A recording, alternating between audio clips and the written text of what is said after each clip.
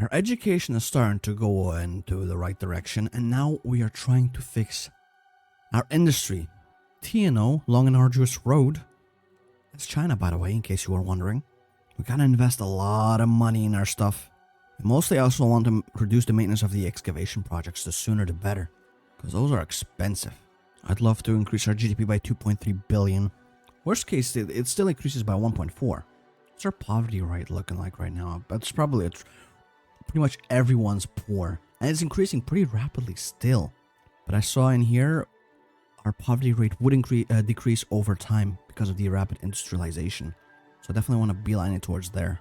Speer has won, although Bormann seems to be the clear favorite.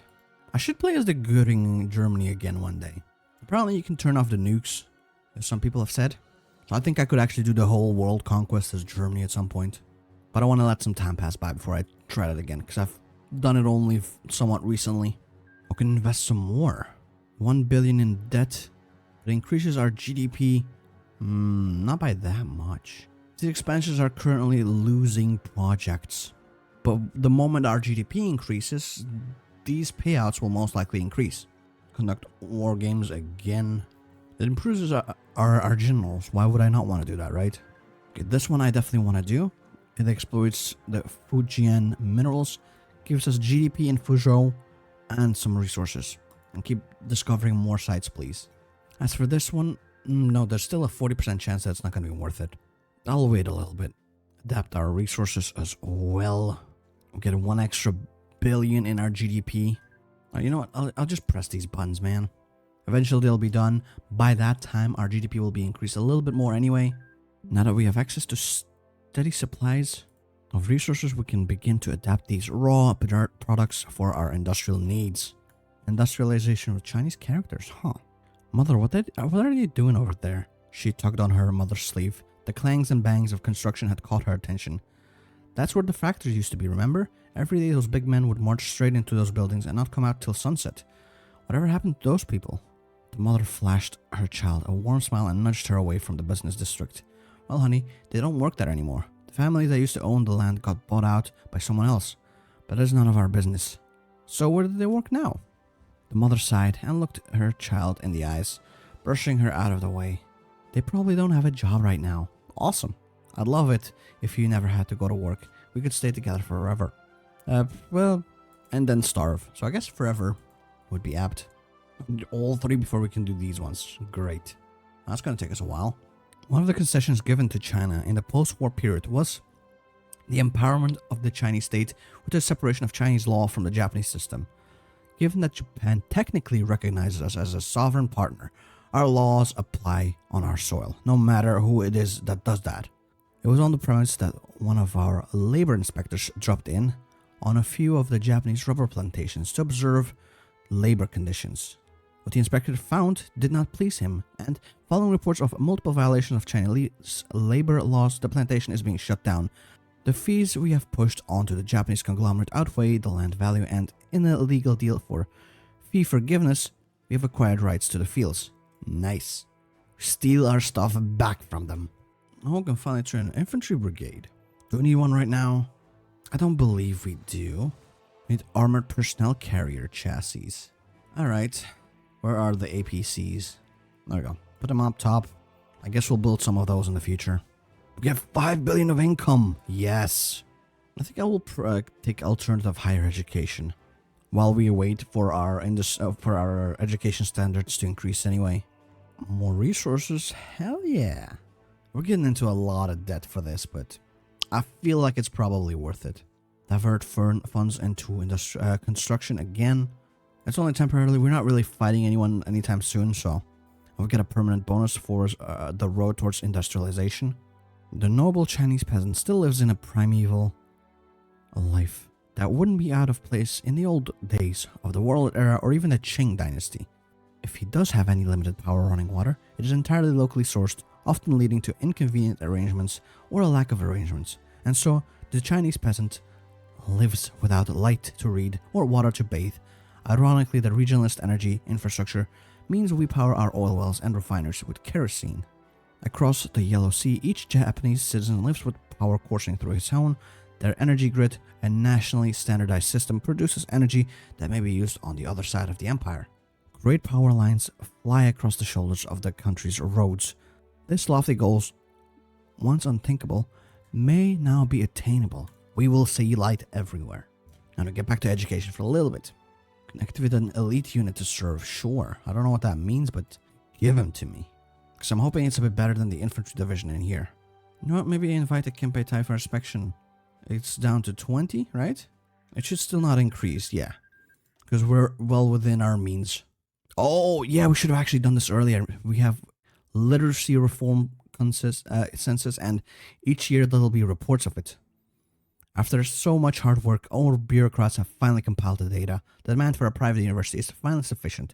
For the longest time, China's best and brightest would opt out of studying domestically, attending the private universities of our adversaries instead. But that will change. Another billion? Thank you. Well, how has the product rollout fared? Very well, sir. The customers, that is to say the warlords, are immensely pleased with the product. A source of mine informed me that since his was installed, a certain one has not even turned it off a single time. And the engineers reports? Initially they faced many difficulties with designing a model capable of handling the Chinese heat without itself overheating. But by adapting several features on our already existing models, they report that the current design should be easily adaptable for mass production shortly. In fact, we may have a product for other tropical. What about the rest of the people? Pardon, sir? The Chinese people, the millions of potential customers that have watched as we fanned and cooled our overlords, and now probably wonder why they have to suffer in the heat. After all, I was one that ordered the survey of them under your name. Did you not receive the results yet? I have, sir. The results is not exceptionally positive. It seems we have somewhat contributed to a growth in social tension. With the project as a focal point, we may have to consider increased security. There's another way to consider this instead. That we have just received confirmation on a very high demand of our air conditioners by a very large consumer base. If we cannot sell to the customer, why not sell to the local government that tax all their income away anyway? We can sell it to them as a both public service and a means of reducing local unrest. Local unrest that we cause, sir. Details, man. Details. Is it Borman that one? Actually, I didn't check. I think it is, right? Yep. It usually is. Borman or Speer. Our deficit is only 2.5%. That's actually great. As we modernize our industry, it is easy to forget perhaps that most important resources in industrialization, the common worker. The common worker spends 8 to 12 hours a day working, gets paid, has a home, many a family, and at present has nothing to provide them with anything extra. This uncomfortably sad reality pushes a solution: build urban factories that produce goods exclusively for civilian consumption. Though not explicitly viable for, providing a family with the opportunity to buy toiletries or clothing improves their quality of life and improves the workers' ability to work. Let's get investing. We go for our military. I think I want to go for the research facilities first. Spend 1 billion to increase our GDP by 2.1 billion. Hell yeah. Why would we not do that? How much is that duck in the window? So much has been lost in the years between the Japanese invasion to the present day. Not only people, but experiences, opportunities lost forever, robbed by power-hungry politicians. No more is that more apparent than the dilapidated remains of the toy factory in Nanjing. Long ago, the factory would churn out children's playthings, puzzles, dolls, and flagship products. The wooden duck. The war is long over, and it's high time that joy returns to China. We will give them all wooden ducks. A farmer in Shandong carries 2 leaking buckets of water 2 miles from the nearest well back to his farm, pouring the water into his cattle trough and turning around to make a second trip. A woman hurries home through the lightless streets of Nanjing, navigating by memory as she reaches her apartment. She lights a candle so that she may have some light to see by. These scenes would not have been out of place in China in 1750, and yet they happened yesterday. The people of China work their fields by hand and plow, much as they did 300 years ago. Modern forms of communication are non-existent outside of the cities. For centuries, China was at the forefront of scientific discovery. But that will change. We will bring light to everyone, and we'll give that peasant some buckets as well. Without holes, even. Innovation gain, yeah. I think I want to start with that. I'm guessing there's also an innovation. Yep, there we go. Our innovation will also need to improve, kind of like our education system.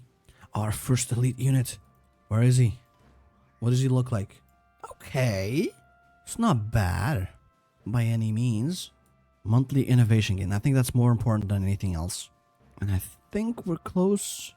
Yep. Education efficiency improvement. What do you want? Political power gain? Production efficiency capacity? Maybe.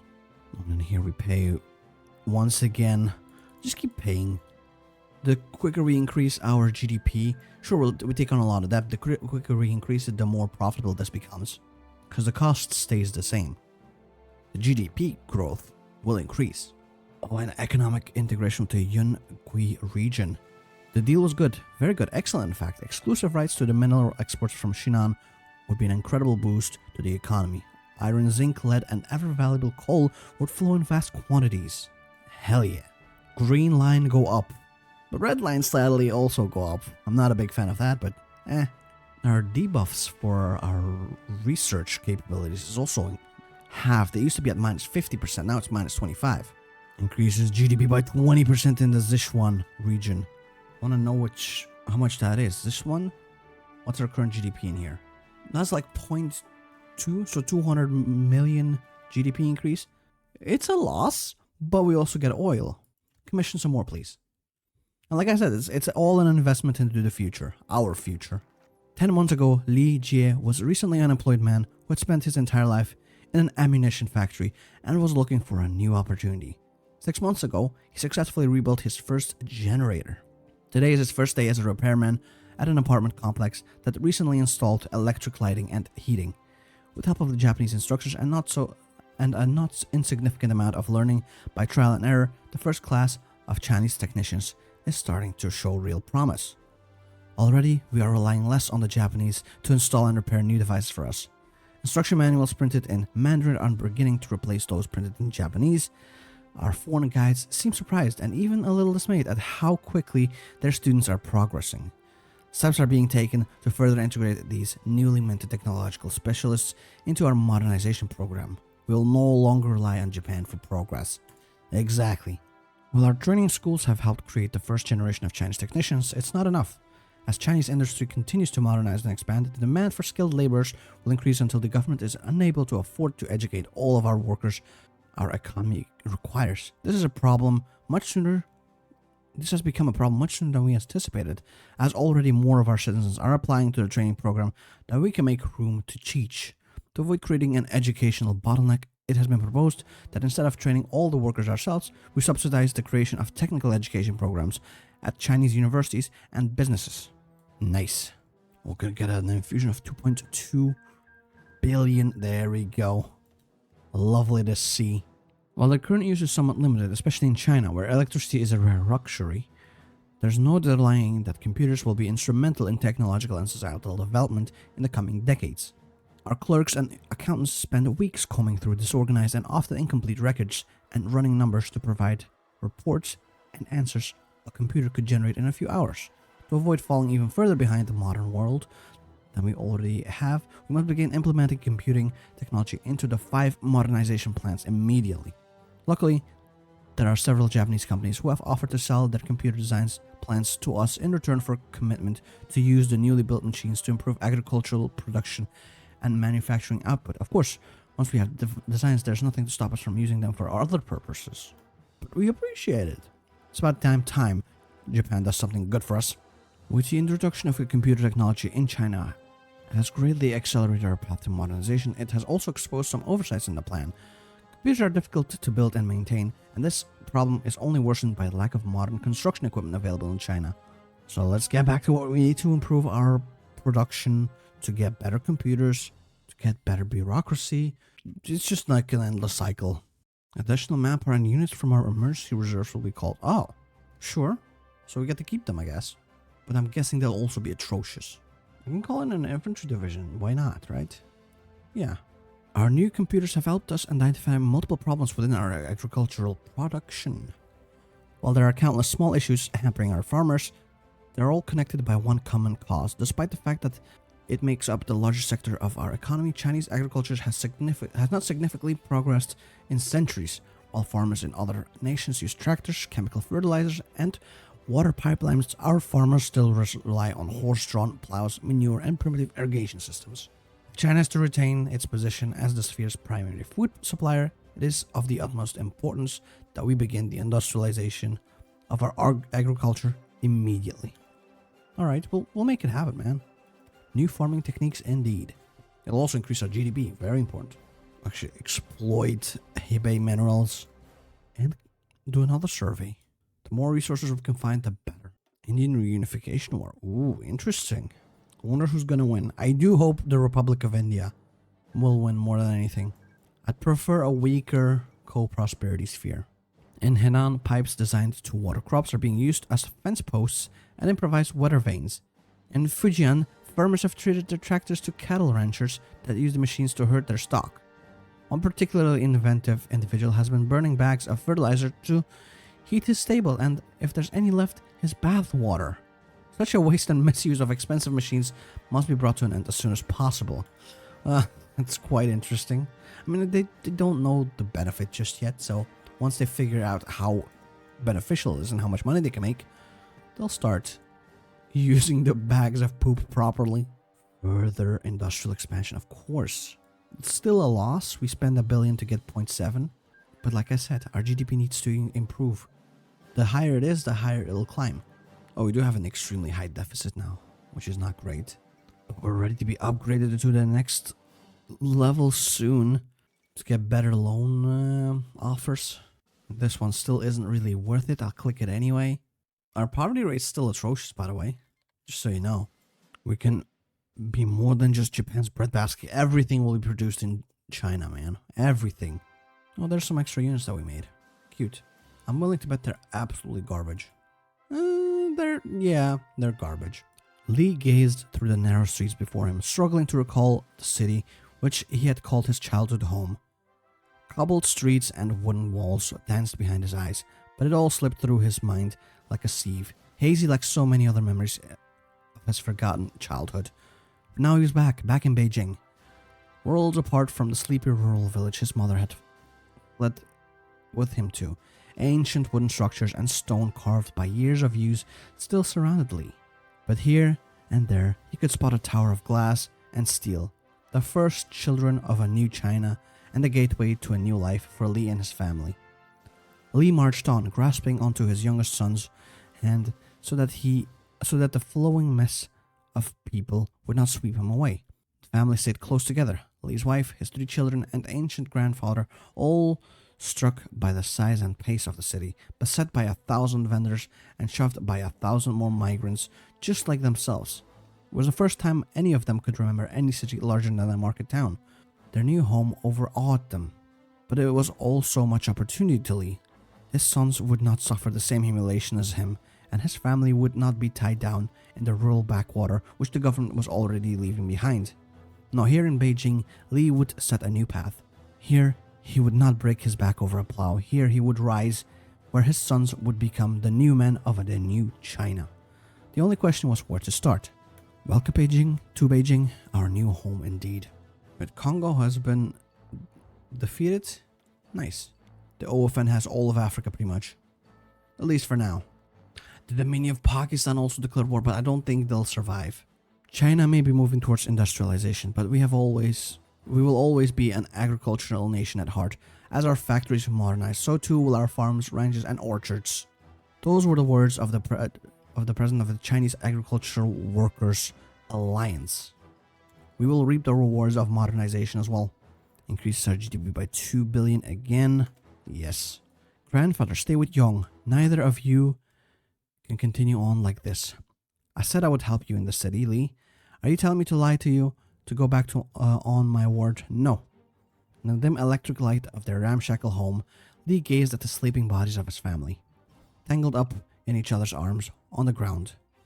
Beijing had not been kind to them, and trying to adjust to the life as a street vendor has taken its toll on body and soul. Li was no stranger to hard work, nor was his family. Forcing a living out of the Chinese land had given all but the youngest hands of iron. But even so, Beijing had punished them for their naivety, and none more so than Li's ancient grandfather.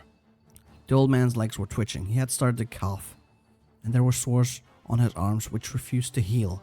His body, which had survived who knew how many years, was breaking down, even if his stubbornness was alive and well.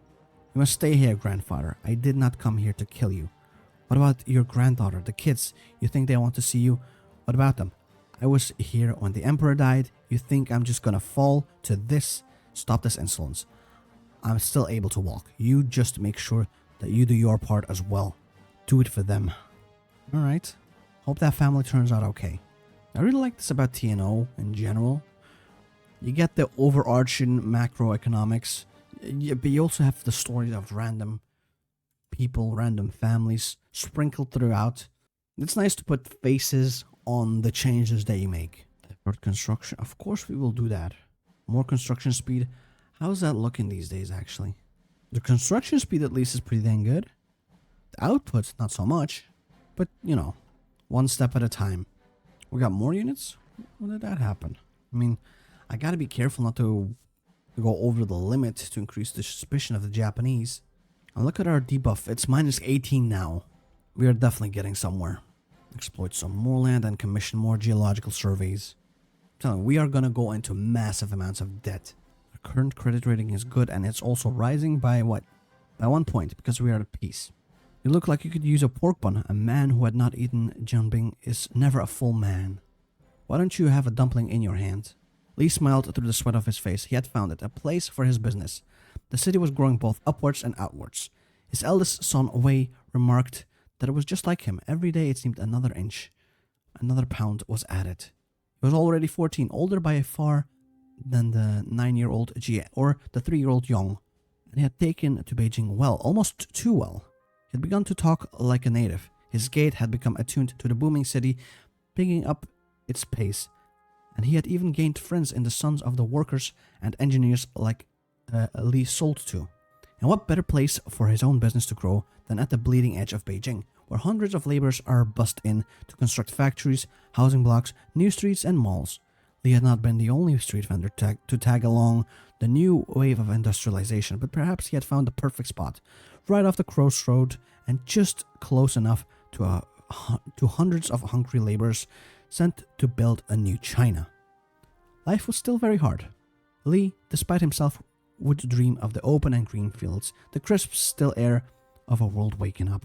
The city that he had learned never sleeps, and it felt that neither did he. Before the sun rose, Li would leave his crumpled and leaking room, stepped over the still sleeping bodies of the children. For hours he would run across the city or stand over the boiling oil of his craft, and he would not return to his rented housing until the sun had set and the night was lit up. It occurred to him that he had never seen the stars in the Beijing night sky, but still, it was life. A routine to stand by, a craft to master, and a near-perfect spot of the city in which to practice it. His wife even whispered in Li's ear that she may be pregnant. Another son, no doubt. Yes, sir. At long last, Li could stand on his own 2 feet. While we have made great strides in our journey to make China technologically self-sufficient, it's not enough that we have personnel with knowledge and experience to pull China into the modern age. We must have plans to build the technology we need. The Japanese technicians we have hired have brought some of their blueprints with them, but the other designs will have to be acquired from Japanese companies. Our contracts in Japan have managed to exploit the economic crisis, playing the various corporations and conglomerates off of each other by pledging support to both the Zaibatsus and the Keiretsus. In return for various important designs, we have been able to produce all the plans we need. We play both sides. That's how we always come out on top, indeed. Pakistan wins independence war. Ooh. But will the Azad Hind government win it as well? Or like reclaim all of India? I don't think so. Li had seen bayonets duller than the eyes of the 3 who arrived today. Scarcely 2 meters from the spot Elise had been for the past 2 months. A new group set up shop, young, sharp, and most of all, dangerous in Li's eyes. It was early morning and the cool mist still rolled through the streets and not yet dispelled by the traffic lights. Or by the light traffic, rather. Li set his face to stone and allowed himself to hope that they were merely mistaken, that his apprehension was merely from his fatigue. He approached the trio as they were finishing unfolding their stand. What do you want? Snapped the tallest of the 2 men. I've been in this spot over a month. This is my spot. Everyone knows this. The shorter of the two snorted. What does this peasant want, she? He says we're in his spot. Wants us to leave. Well, I didn't see you here this morning. Find your own spot.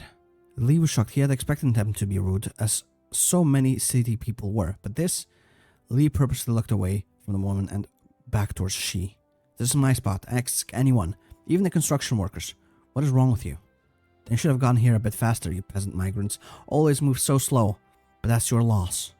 Li had no work. His ancient grandfather came to bring him back to reality.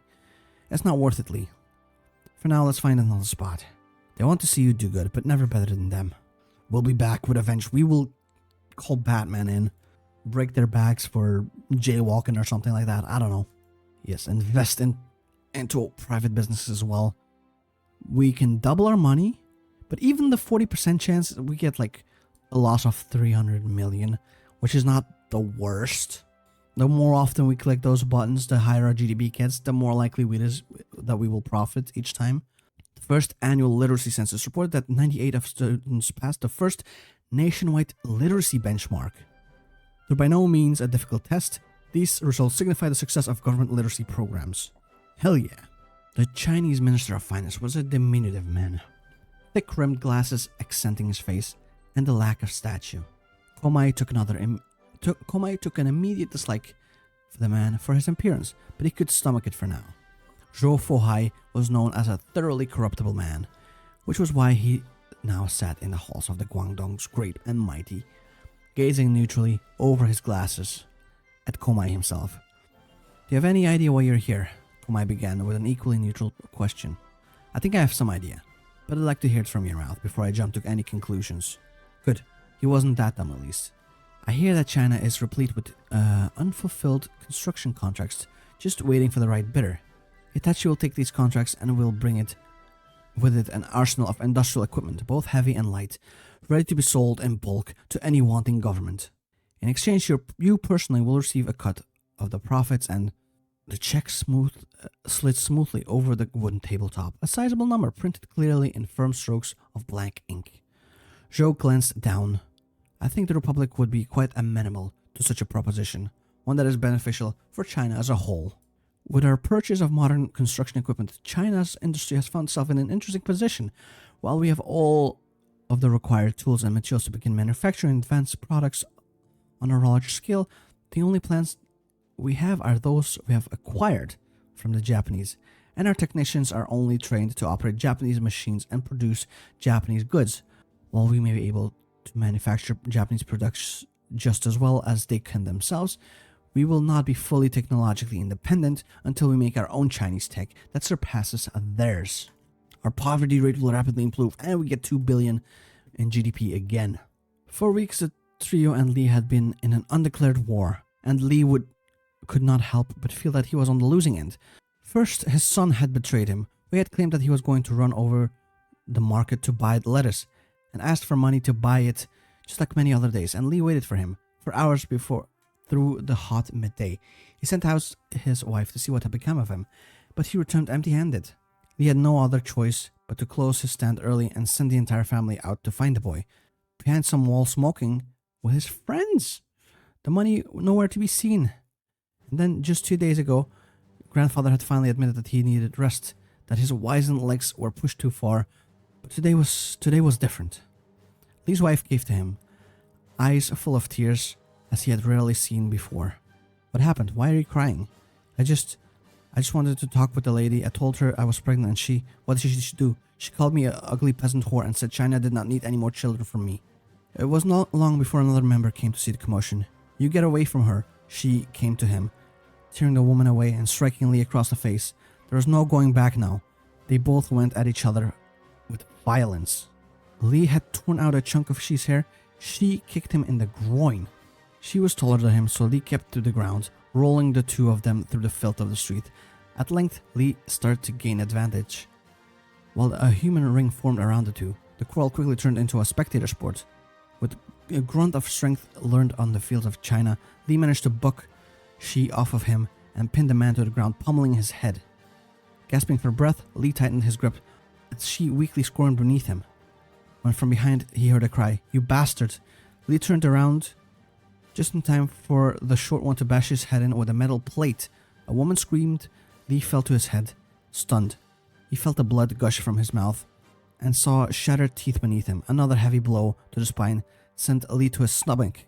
With a swift and precise crack, Lee found himself back on the ground as the police beat him with nightsticks. My sons, what will become of my sons?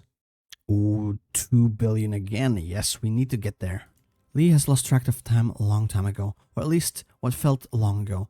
No sun or moon would reach into his cell, only the light of a flickering bulb hanging from a dusty string and no clock to measure the time. There was little for Lee to do other than nurse his wounded body and worry, always worry, like a tiger pacing around and round in his cage until it drops from exhaustion. What of Young? What of the grandfather? What would become of his stand? His wife had only just seemed settled, and children inside her, no. Could Wei survive? Would he abandon his family again in time of need? Minutes into hours, hours into days. Lee had lost track of time a long time ago. Oh yeah, I forgot. I had to take a break. I forgot I will regret this event. Whoops. Lee woke up with a clang of a baton on the bars of his cage. You, time to go. Right then, off you go. Lee blinked through the sun, squinting at the guard. What? The guard frowned. You heard me. You're free to go. And with that, Lee pushed out of the gate, which closed behind him. He was free. In the days, Lee wandered the sweltering streets, lost in a section of Beijing he had never seen before. At length he had caught on, finding first a landmark, then a street which he knew. Why don't you have a pork bun in your hands? You look like a man who could use a young bing. There in front of him, with a hachimaki rope bound around his head, was his son Wei. He was working the stall alone like a madman, baking, packaging, and selling all at once. He had rings around his eyes and sores on his wrists. His clothing was filthy, but there he was, and there was the food stand, all safe. The trio nowhere to be seen. Lee felt tears welling in his eyes as he beheld his eldest son. As Lee walked up to the stand, Wei finally caught sight of him. Wei stopped what he was doing, as if struck, leaving the eggs to burn on the plate. The sight of his father, thin, bruised, and weakened, was a shock. Wei told Lee of what happened while he was in jail. How he had told his friends who had told their fathers of what the trio had done to Lee and his mother, of how they and the other workers started to boycott the trio's stand, no matter how low they set their prices, how grandfather had forced himself to work through his illness until he could no longer stand, and how his mother had grown heavier and heavier until she too took ill. All this and more came spilling off of the 14-year-old's mouth. The nightmare was over and the day had come. As the two embraced, Lee felt his worries of the months past fall from his back. It would not be easy, but he and his family survived, and surely the worst had passed. For now, for the first time in months, Lee could not think about the future. He simply was happy to be free. Yeah, give me that money. Our GDP needs to increase even more. Increase our technological... Yes, it will be once again another billion. But our miscellaneous research costs decreased by 1.4. So it's actually a win. We need more political power though, goddamn. But I think with that is pretty much all the time I have left for today. We've made our economy grow pretty tremendously. The green line is going up constantly. 72 billion GDP. I think we started with around like half of that.